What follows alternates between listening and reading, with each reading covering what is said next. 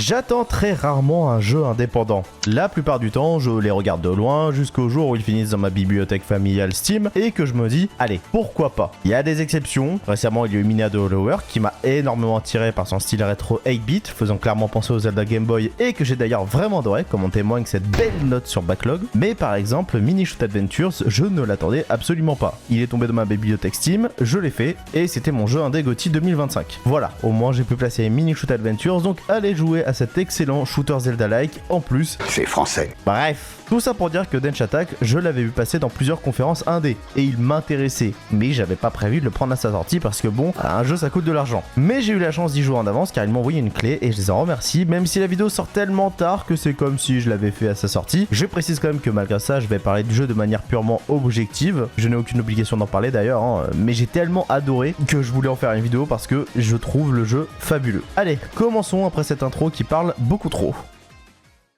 Ce n'est pas abusé de dire que ce jeu est non seulement une lettre d'amour à l'ère arcade des années 90, mais aussi à la Dreamcast. Le jeu a littéralement une inspiration de Jet Set Radio assumée par les développeurs qui se ressent à travers son gameplay nerveux et ses tricks à réaliser avec des combos pour augmenter votre score final, faisant ainsi très arcade. Le tout mélangé à une OST très funky s'alliant parfaitement avec votre gameplay et vous proposant une expérience tout ce qu'il y a de plus dynamique. Je pourrais résumer le jeu ainsi, mais bon sang comment un jeu sur un train a pu autant me prendre aux tripes pendant toute mon aventure. Et bah c'est via son gameplay. Grossièrement le jeu est divisé en zones. Chaque zone a un petit peu son environnement unique dans un Japon dystopique, mais surtout ses mécaniques uniques. J'entends par là, sans aller trop dans le spoil évidemment, que pour le premier monde on va apprendre les bases. Conduire, déraper, sauter, faire des tricks terrestres et aériens, mais aussi prendre les rails d'énergie qui apparaissent une fois la jauge de combo remplie. Bon, pour la conduite, rien de bien sorcier. Le jeu avance tout seul sur des rails vu que bah vous êtes un train. Vous pouvez freiner si quelque chose se met sur votre passage par exemple, et cette même touche permet justement de déraper dans les virages. Si vous faites un dérapage parfait, vous repartirez pendant un court moment à une vitesse supérieure. Sauf que malgré le fait que le dérapage vous ralentit, eh bien il est tellement court qu'à moins que vous le ratiez complètement, votre rythme ne sera jamais cassé. Et toutes les mécaniques dont je vais parler vont faire la même chose. Prenons le saut par exemple. Vous pouvez l'utiliser en le chargeant ou non. Il servira notamment à rejoindre des rails sur lesquels vous pouvez grind en gardant l'équilibre et où vous pouvez faire des tricks terrestres si on veut.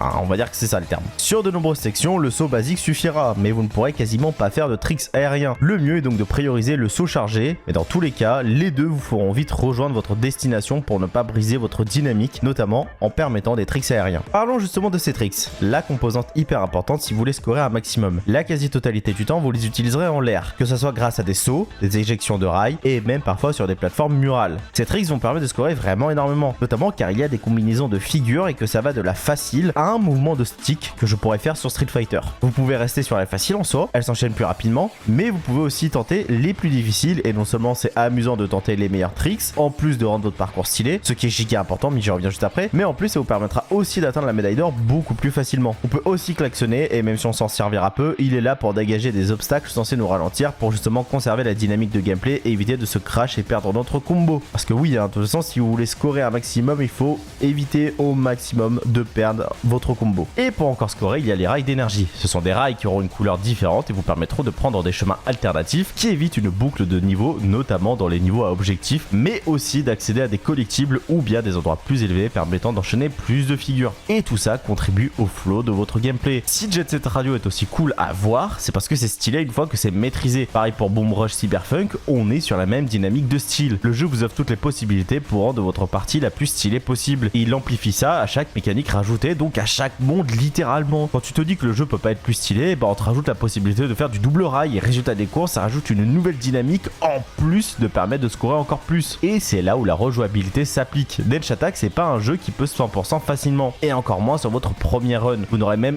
probablement jamais de médaille d'or du premier coup. Il vous faudra refaire le niveau et notamment grâce aux nouvelles mécaniques de gameplay. J'ai refait les premiers niveaux après avoir fini le jeu, il n'y a pas à dire mais la médaille d'or était plus simple.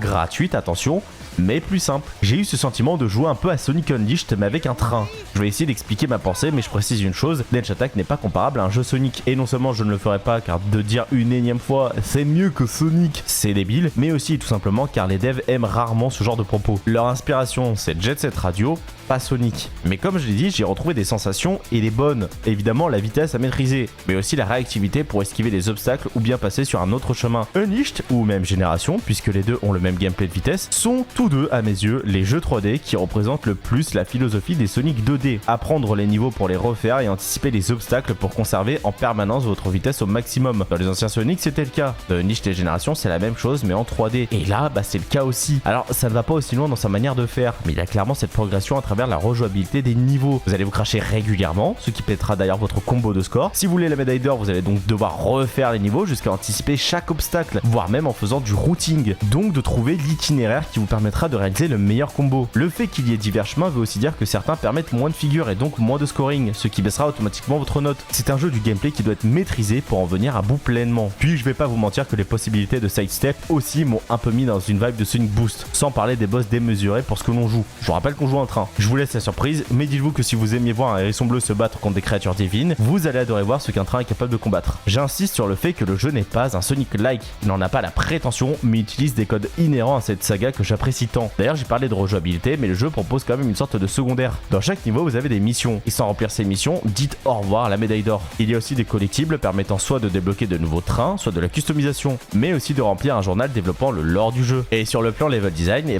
pareil, c'est un sans faute. On alterne entre des niveaux horizontaux et verticaux. Il y a beaucoup de chemins alternatifs permettant, comme je l'ai dit, plutôt d'éviter une certaine redondance de circuit en plus de permettre un scoring différent selon votre routing. Et si je devais comparer à un autre jeu, non pas pour valoriser Densha Attack et descendre l'autre, mais c'est Penny's Big Breakaway. Le souci de ce jeu, c'est qu'une fois passé le premier monde, vous avez fait le tour. On a un super gameplay fluide et dynamique, mais qui ne se renouvelle absolument jamais. Vous répéterez le même pattern de gameplay et ça devient hyper redondant. Les Sonic, typiquement, pour éviter ça, aiment proposer différents types de gameplay au sein du même jeu pour justement éviter cette redondance. Unleashed à le Warhog, Génération à classique, Forces à l'Avatar et classique Sonic, et ça fonctionne. Les Mario ajoutent ou changent les gimmicks à chaque nouvelle zone, et Penny, il fait malheureusement jamais ça. Mais Densha Attack, si. À chaque zone, vous débloquerez une nouvelle mécanique de gameplay, mais aussi des gimmicks propres à chaque niveau. C'est un jeu qui se renouvelle constamment à travers le prisme du gameplay, et c'est ce qui le rend aussi excellent. Chaque monde d'ailleurs propose globalement la même structure. Des niveaux où il faut aller d'un point A à un point B, des missions objectifs, des courses et le boss. Et en vrai, dans la même veine, je vous recommande l'excellent Neon White, un jeu axé purement gameplay et platformer avec aussi des nouvelles mécaniques à chaque zone permettant un renouveau du gameplay constant. C'est l'un de mes plus gros coups de cœur de cette décennie, et si vous êtes amateur de speedrun, le jeu est même prévu pour. Et même si je n'ai pas aimé Penny, je vous invite à l'essayer, ne serait-ce que pour tester le gameplay vraiment génial. D'ailleurs, dites-moi si je suis le seul pour ceux qui l'ont fait, mais j'ai aussi des vibes de SSX 3. Je cite le 3 car c'est le seul que j'ai fait, mais c'était aussi un jeu qui avance tout seul, où on pouvait aller sur des rails, réaliser des tricks, prendre de la hauteur pour aussi faire des tricks, et à notre score à la fin décider de la médaille qu'on allait avoir. Voilà, je sais pas, j'en ai un super souvenir sur ma GameCube, mais ça m'y a fait penser. Alors, j'ai pas parlé de l'histoire, et il faut dire que vous n'y jouerez pas pour son histoire. Elle est pas nulle, mais elle est là pour remplir entre les niveaux et justifier comment on en arrive à combattre un Gundam. Oui, ok, j'ai spoil, mais je vous jure que c'est le moins impressionnant. Mais tout comme Mina Lower, j'ai lu rapidement les dialogues, car j'avoue que j'étais intéressé par ce que le jeu me proposait en termes de gameplay et non pas son scénario. Mais au moins, il est là, et les dialogues in-game permettent parfois justement d'amplifier la démesure de la situation, mais parfois peuvent vous gêner aussi si vous tenez à tout lire. C'est le souci quand vous jouez un jeu de vitesse. Et puis alors la bande son, non mais quel bonheur! Je peux vous dire que je ressors de Yoshi's New Island et de son OST qui est présente dans chaque putain de niveau, mais vraiment la même OST. Alors jouer à un jeu qui me propose une OST différente pour chaque niveau, c'est fabuleux. Je crois qu'on a genre un peu plus de 5 heures sur la totalité d'écoute de la playlist complète. On a des compositeurs de renom, style Lopez, typiquement bien connu notamment pour son travail sur Sonic Mania, Shoji Meguro, le même mec qui fait les OST de Persona, hein, oui rien que ça, et même sur le plan vocal on a de sacrés noms. Si vous avez adoré les musiques rap de Persona 3, vous serez servi avec Lotus Juice. Et c'est pas tout, il y en a tellement d'autres. Et Leroux a justement sorti une vidéo parlant de la musique du jeu, allez la voir, c'est passionnant. Le lien sera en description. D'ailleurs, petit flex personnel, j'ai reconnu un sample dans une musique du jeu qui était utilisée dans Iris Out, la chanson du film Chainsaw Man. Voilà, je voulais juste flex, j'avoue.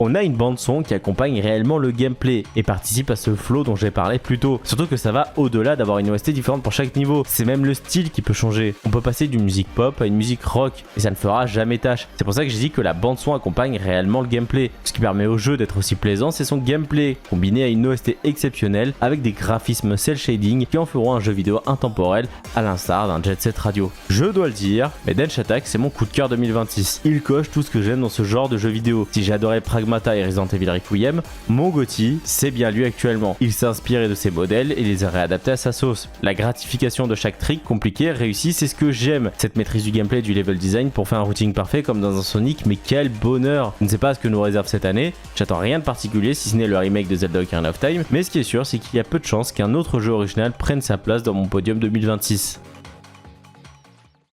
Merci de m'avoir écouté, j'espère que la vidéo vous a plu. Comme d'habitude, si elle vous a plu, eh bien n'hésitez pas à me le dire en commentaire. Et n'hésitez pas aussi à me dire ce que vous avez pensé du jeu en commentaire si vous y avez joué. Si jamais vous voulez me suivre en live, eh bien vous pouvez me suivre en live sur twitch.tv/veil-du-bas. C'est là où je stream assez régulièrement. Vous pouvez vous abonner pour être au courant des prochaines vidéos. Et si jamais vous êtes sur mobile, vous pouvez booster la vidéo, ça permettra un meilleur référencement de cette vidéo. Merci à tous de m'avoir écouté, je vous dis à la prochaine. Ciao tout le monde.